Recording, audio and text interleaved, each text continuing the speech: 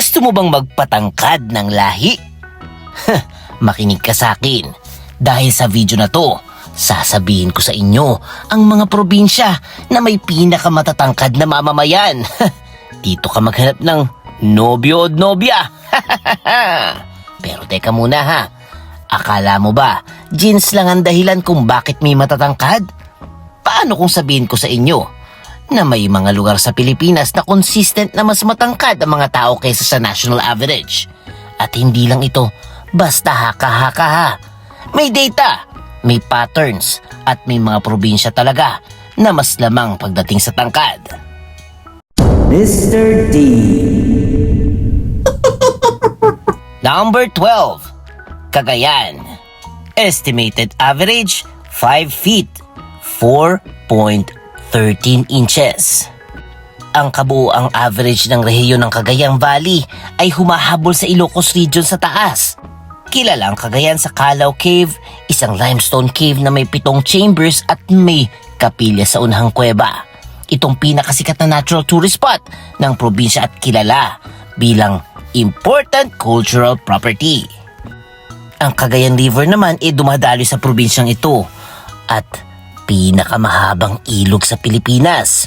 Humigit kumulang 505 kilometers at pinakamalaking ilog sa volume. Dahil sa malawak na agrikultura at sariwang pagkain tulad ng isda at gulay mula sa ilog, mas may access sa mga tao sa natural at masustansyang diet na tumutulong sa growth. Number 11, Batangas. Average height, 5 feet and 4.31 inches. Bahagi ng Calabarzon kung saan ang average height ay lampas sa pambansang sukatan, kaya pasok ang Batangas. Nasa probinsya ang Taal Volcano, ang pangalawang pinakaaktibong bulkan sa bansa na may 39 eruptions. Sa gitna ng crater nito ay may lawa, kaya nagkakaroon ng lake on an island in a lake on an island na phenomenon. Malapit sa urban centers at may maayos na access sa healthcare at nutrition ang Batangas, kaya mas naaalagaan ang growth ng kabataan dito. Number 10, Laguna. Average height, 5 feet and 4.33 inches.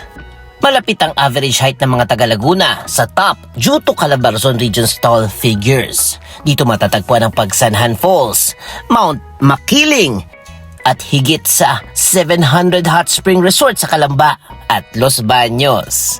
Tinatawag din itong Detroit of the Philippines dahil sa daming car manufacturers at Silicon Valley of the Philippines dahil sa electronics industry.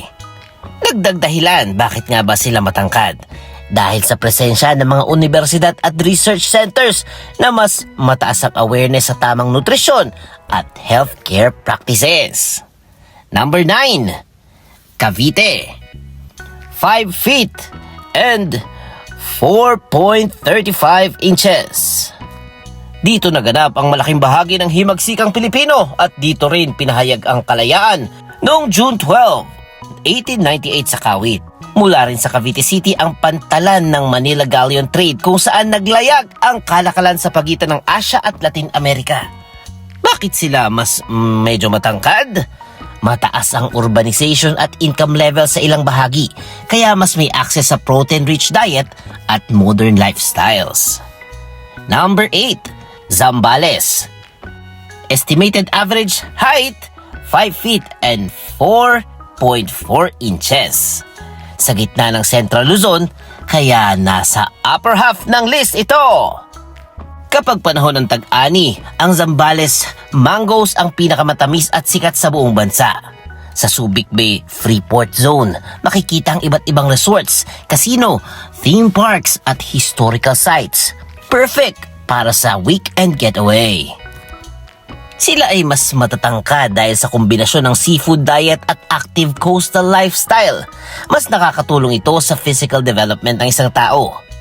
Number 7, Ilocos Sur. Estimated average height, 5 feet, 4.43 inches. Bahagi ng Ilocos Region kung saan matataas ang average height, kaya may pagmamalaki ang taas at kultura. Nasa probinsyang itong Heritage City of Vigan, isang UNESCO World Heritage Site at tinatawag na Best Preserved Planned Spanish Colonial Town in Asia dahil sa pinaghalong arkitekturang Chino, Europeo at lokal. Makikita rin dito ang Santa Maria Church, kabilang sa Baroque Churches of the Philippines na may natatanging disenyo ng pinagsabang European Baroque at Filipino-Chinese craftsmanship. Kilalang rehiyon sa simpleng balanced na pagkain, gulay, isda at fermented foods na nakakatulong sa overall health at growth. Number 6, La Union. May average height na 5 feet and 4.46 inches. Pasok sa top dahil sa Ilocos Region, average. Mula mid-2000s, nagbumang turismo sa San Juan at Agoo dahil sa surfing scene sa Barangay Urbis, Tondo. Nagtayo ng art hostels at cafe ang mga entrepreneurs at dahil sa T-Plex, naging accessible ang probinsyang ito. Tinawag itong surfing capital of the Northern Philippines. Pero bakit nga ba sila matatangkad? Active kasi ang lifestyle dahil sa surfing at outdoor activities na tumutulong sa healthy physical development.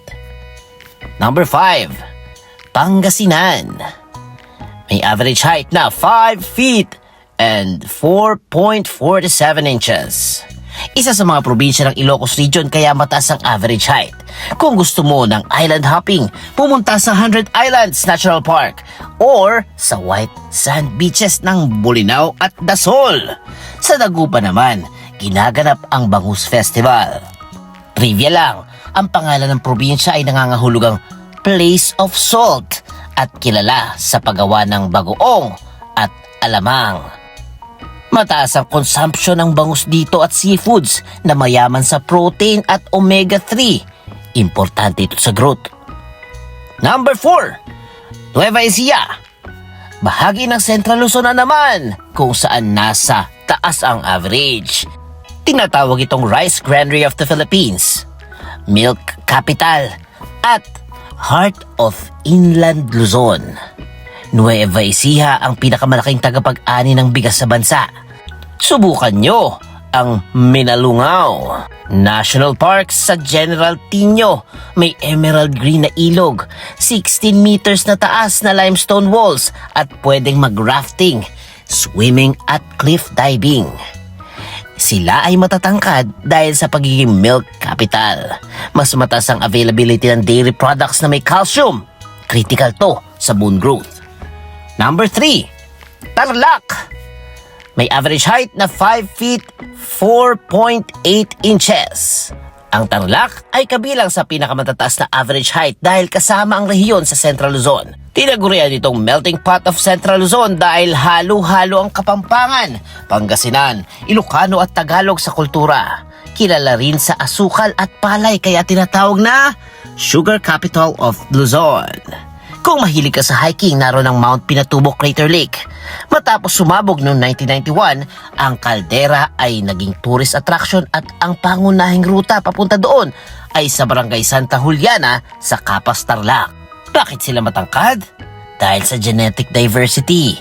Halo-halo ang lahi sa probinsya na maaaring nagko-contribute sa mas mataas na average height. Number 2, Bulacan. Average height, 5 feet 4.3 inches. Sa Baroswain Church sa Malolos, dineklara ang unang konstitusyon. Dito sinilang ang mga bayaning sina Marcelo H. del Pilar at General Gregorio del Pilar, pati ang mga artistang sina Francisco Balagtas, Nicanor Abelardo at iskultor na Guillermo Tolentino. Bakit sila matangkad?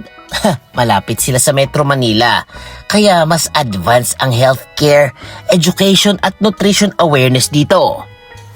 Number 1, Pampanga. Average height, 5 feet 55 inches. Ayon sa 8th National Nutrition Survey, ang Central Luzon ang may pinakamatatangkad na kalalakihan na may average height na 164.6 centimeters at kababaihan na may average height na 152.8 centimeters. Kaya silang nangunguna sa bansa. Tinawag itong Food Capital of the Philippines at formal na kinilala bilang culinary capital ng bansa. Sa Clark Freeport Zone, dumarami ang resorts, theme parks at festivals. Ang Clark International Airport ay hinuhubog bilang premier gateway ng bansa. Hindi lang pisikal na tangkad ang meron sila, kundi tangkad sa kultura at lasa. Dahil sa kilalang food culture ng Pampanga, mas diverse at nutrient-rich ang pagkain nila lalo na sa protina na direktang nakakaapekto sa height development. O ano di fam? Alam nyo na kung saan kayo maghahanap ng asawa kung gusto nyong tumangkad ang inyong anak. At syempre kung nagustuhan nyo ang ating video for today, please comment. Growth go go! At syempre, huwag kalimutan mag-like, mag-share, mag-comment at mag-subscribe na kay Mr. D kasi masayang matuto! The end! Huwag kalimutan i-click ang subscribe button at bell icon ni Mr. D para masaya every day! See you, D-Fam!